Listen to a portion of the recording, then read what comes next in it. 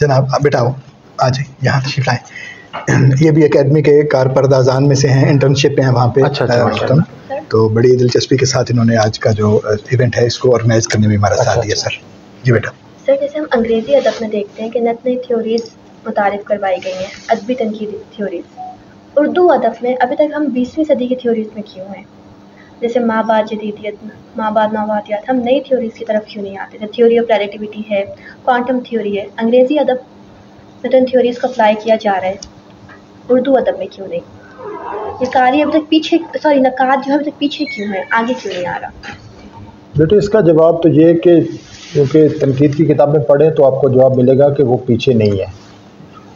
तो वो बहुत सी, ये जो माँ बाप जदीदियत की पहली बात तो ये कि वो अभी तक को कहते हैं कि माँ बाप, लेकिन उसके बहुत से कंसेप्ट मौजूद हैं अभी तक। वैसे तो 20वीं सदी वालों पे भी नाराज़गी अभी ख़त्म नहीं हो रही। हाँ, तो 21वीं सदी पे लाएंगे तो। दूसरी बात ये कि मिसाल के तौर पर आप देखिए, कभी औरंगज़ेब नियाज़ी का जिक्र हुआ, उनकी पूरी किताब है माहौलियाती तनकीद पर, इको क्रिटिसिज्म। तो उर्दू में इस पर काफ़ी काम भी हुआ है, उनकी 2 किताबें हैं इस पर, उन्होंने लिखी हैं। इसी तरह एक और तनकीदी तसव्वुर है जो पहले ज़ेर बहस नहीं आया था, जियो क्रिटिसिज्म का। तो अंग्रेज़ी वाले भी इससे वाकिफ़ नहीं होंगे, वो भी उर्दू में इस दफ़ा हमने बुनियाद छापा, उसका इदारिया मैंने काफ़ी तवील इसी लिखा है कि जो जियो क्रिटिसिज्म होती है वो अदब के किस तरह, यानी जो स्पेसेस और प्लेसेस हैं, जगह और मकामात जो हैं, ये किस तरह अदब की तश्कील पर असरअंदाज होते हैं, वो किस तरह ज़ाहिर होते हैं, और वो स्पेसेस और प्लेसेस की किस्में कितनी कितनी होती हैं। सोशल स्पेस क्या होती है, थर्ड स्पेस क्या होती है, कल्चरल स्पेस क्या होती है, एक रियल स्पेस क्या होती है, रियल प्लेस क्या होती है। फर्रुख नदीम ने, हाँ जी, फर्रुख नदीम सकाफती मकानियत के हवाले से जो उसका वो इस पे उर्दू में काफ़ी काम हुआ है। तो वो आपको अगर कोई सवाल करना चाहिए तो आपको किसी को ये पूछना चाहिए था कि ये तो सारे मगरिब की हैं, हमारा क्या है? जी सर, एक ये भी सवाल आपने नहीं पूछा, तो लिहाजा ये हम इसका जवाब नहीं देते। अपने सवाल का जवाब भी आते हैं ना। Thank you sir. तो हमारे पास है सर कुछ ऐसा जिसको थ्योरी कहा जा सके? देखिए, ये एक बड़ा बुनियादी सवाल किया जाता है कि उर्दू में जो मकामी अपनी एक नज़रिया साजी है वो नहीं की गई। पहले तो ये देखना चाहिए कि उर्दू अदब के जो मगरिब के नज़रियात की रोशनी में मुतालियात किए गए हैं, फ्रेम वर्क ज़रूर मगरिब से लिया गया, लेकिन जब फ्रेम वर्क का इतलाक़ अपने अदब पे करते हैं तो वो फ्रेम वर्क काफ़ी तब्दील हो जाता है, वो मकामी हो जाता है। और ये मैं सिर्फ बात नहीं कर रहा, आप उन मुतालियात को कर लीजिए, उनका जो किए गए हैं ना मुतालियात, आपको फ़र्क लगेगा कि वो ज़ाहिर है कोई नज़रिया इस तरह बेकान की तो होता नहीं कि आप उसमें कोई फिट कर दें, तो उसमें बहुत तब्दीलियाँ जो करते हैं उनके।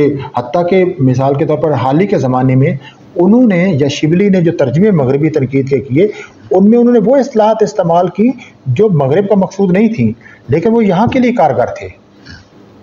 यानी इस्तिलाहात वो असल तराजम नहीं थे, वो तर्जमे के नुक्ता नज़र से गलत तर्जमे हैं।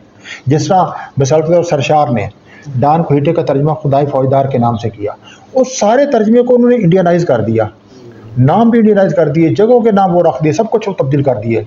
घोड़े का नाम क्या रख दिया? हमार, रश के हमार।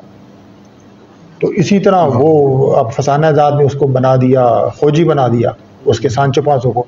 अब ये जो सारा अमल होता है वो एक फॉरेन चीज़ को लोकलाइज करने का अमल होता है, इसको इस्तिलाह में अप्रोप्रिएट करते हैं, कहते हैं। तो लिहाजा एक तो ये कि हमने ठीक है वो थ्योरी नहीं बनाई, लेकिन जब इसको इतलाक़ किया तो बिल्कुल मकामी तरीके से किया है, और उसमें तब्दीली में बहुत की हैं वो।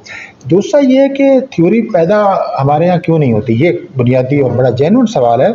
उसकी बुनियादी वजह यह है कि हर मुआशरा इल्म की एक इकालोजी वजूद में लाता है। इकालोजी का मतलब ये कि मुख्तलिफ शोबे बैक वक्त काम कर रहे होते हैं। जिन मुआशरों में तनकीद में बड़े बड़े नज़रियात पैदा होते हैं, वहाँ फ़लसफ़े की अजीम शान रिवायत मौजूद होती है, वहाँ सोशल साइंसेज़ की अपनी अजीम शान रिवायत मौजूद होती है, वहाँ लिसानियात पर मुसलसल तहकीक की जा रही होती है। बाकी नेचुरल साइंसेज़ में जब बुनियादी नौइयत के काम किए जा रहे होते हैं और उनका बराह रास्त असर उस पर पड़ता है। तो आपके मुआशरे में अगर थ्योरी नहीं है तो सवाल ये कि आपके यहाँ क्या पाकिस्तान में फ़लसफ़े की बाकायदा रिवायत है? क्या पाकिस्तान में नफ्सियात, फ़िज़िक्स, बशरियात, समाजियात, कल्चर स्टडीज़ के अपने जहाँ के इवॉल्व किए मॉडल हैं? वो भी नहीं है। इसलिए जब तक आपके बाकी सारे उलूम मौजूद नहीं होंगे वो तनकीद भी उस तरह का नज़रिया नहीं आएगी। लेकिन इसके बावजूद दो नकादों ने ये कोशिशें की हैं बाकायदा। एक वज़ीर आगा साहब हैं जिनका इम्तिजाजी तनकीद का था और बड़े उन्होंने काफ़ी इस पर किया, और दूसरा हामिदी कश्मीरी का जिन्होंने इक्तशाफी तनकीद के नाम से एक नया तस्वर मुतारिफ करवाया। तो उस पर आप गुफ्तगू कर सकते हैं, लेकिन उन्होंने अपने तौर पर ये कोशिश की। इसी तरह अगर आप हसन अस्करी साहब का देखें तो उनका भी जो रिवायत का नज़रिया वो लोकल नज़रिया है, अपना बनाया हुआ।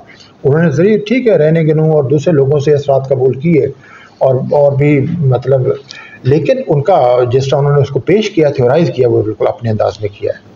तो यहाँ भी कोशिशें हुई हैं। जैसे सलीम अहमद का आप देखिए, जो कसरी आदमी का तस्वर, ठीक है वैसे बहुत सही है, लेकिन उसको मकामी रंग में पेश किया। तो छोटे छोटे तो आपको कई जगह पे नजर आ जाते हैं। ठीक, तो इतना भी दामन खाली नहीं है जितना हम, हाँ नहीं, तो मेरा ख्याल है बहुत